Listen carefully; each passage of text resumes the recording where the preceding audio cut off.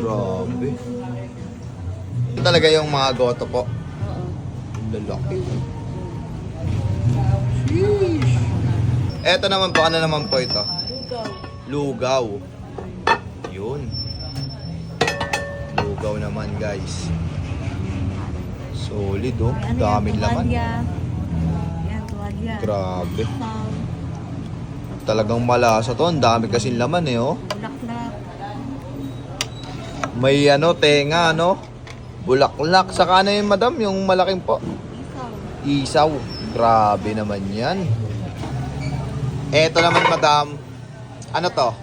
Pares to. Pares po. Ayun oh, pares naman to guys. Alaman nito pwede beef o kaya tuwali. Grabe siya oh. Guys, no, meron nga rin po pala tayong nakitang isang solid na food tripan at nagtitinda nga pala sila ng goto, lugaw at pares, no. At dito nga lang din po pala yan sa gotohan ni Jai. Ito nga pala yung kanilang menu. Ayan, post nyo na lang guys, no. At ayun na nga guys, no. Ang tinitinda nga pala nila dito ay yung pares, lugaw at goto. Tapos guys, madam, pwede ba makita tong goto nyo po? Yan oh. Ayan na po yung goto nyo po, ma'am, no. Pwede bang pahalo, ma'am, para makita ng audience natin, mga followers at mga viewers natin dyan?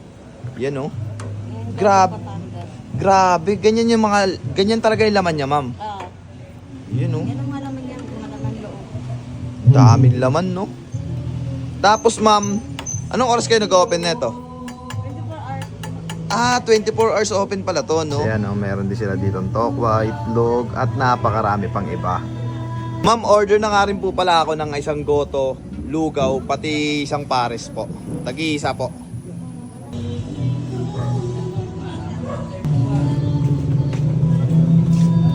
Yun, kunin nyo ba? Poy, kunin mo, Poy. You know, food trip na naman si Kimpoy. Mainit daw, Poy. Yan yung lugaw, no? Food trip ang mga tropa. So yun na nga guys, no? Umorder tayo sa kanila ng kanilang lugaw for only 120 pesos. Eto na siya guys. Overload lugaw. Yun no. At eto naman guys, yung kanilang goto. Overload for only 130 pesos. Yan no. Overload to guys. Ang dami na ito. Eto naman guys, yung kanilang pares for only 99 pesos. Overload na rin to guys. Kaya panalong panalo. Yan o, iba nga pala yung pares nila rito. Compare sa iba, malapot. At dito hindi. Titimusan na rin natin. Yun o, daming laman. For only 99 pesos lang to. Kasi may rice na rin po ba sa 99? Wala po.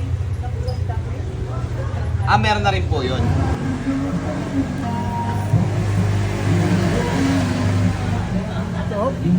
Dami naman.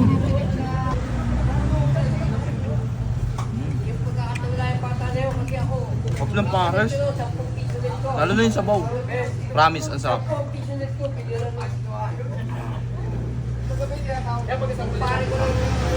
na.